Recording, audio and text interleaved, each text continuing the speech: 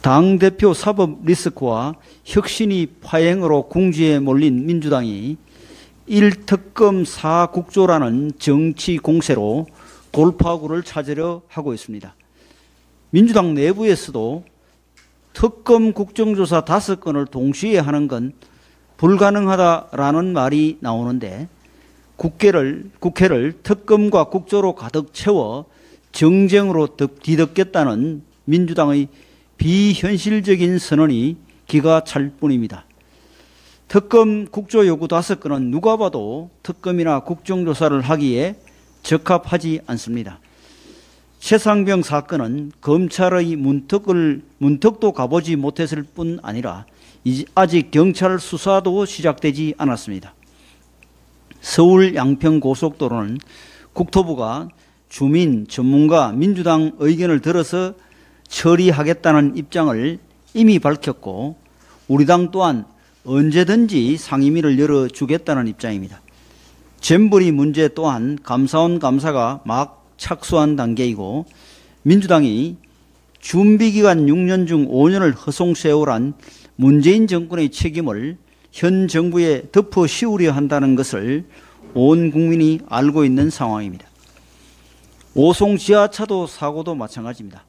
검찰이 이미 책임 소재 규명을 위한 조사를 진행하고 있음에도 국회에서 국정조사를 실시해 또다시 국민의 슬픔을 정쟁 소재로 삼겠다는 것입니까?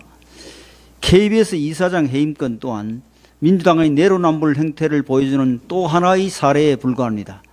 문재인 정권 내내 지속된 방송장악 시도로 인해 KBS, MBC 등이 편파 불공정 시비로 몸살을 앓고 있다는 사실을 모르는 국민이 없습니다. 민주당은 이미 여러 차례 특검법을 발의했고 수시로 국정조사를 주장해 왔습니다. 대통령실 관저 이전, 서해 공무원 사건 감사, 북한 무인기 침범, 한일 정상회담 등 과연 국정조사에 적합한 사안인지 납득이 안 가는 것들이었습니다. 국민적 관심을 끌지 못하고 여론의 지지도 받지 못해 결국 허지부지 된 것이 대부분이었습니다.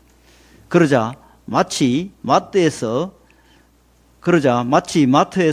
인기 없는 과자를 세트로 묶음 판매하듯 국민의 관심을 끌기 위해 최근의 정쟁을 모아서 1특검 4국조라는 정략적 이벤트를 기획한 것입니다. 어제 민주당 의총에서는 혁신위 인선에 대한 진상을 규명해야 된다는 목소리가 나왔고 당대표를 비롯한 지도부가 총사퇴해야 한다는 주장까지 제기되었다고 합니다. 민주당 지도부는 이럴 때 시끌벅적하게 특검과 국정조사를 한다면 폭발 직전인 내부의 불만을 정부로 돌리고 당대표에게는 방탄 갑옷을 제공하는 일석이조의 효과를 거둘 수 있을 거라고 생각하는 것 같습니다.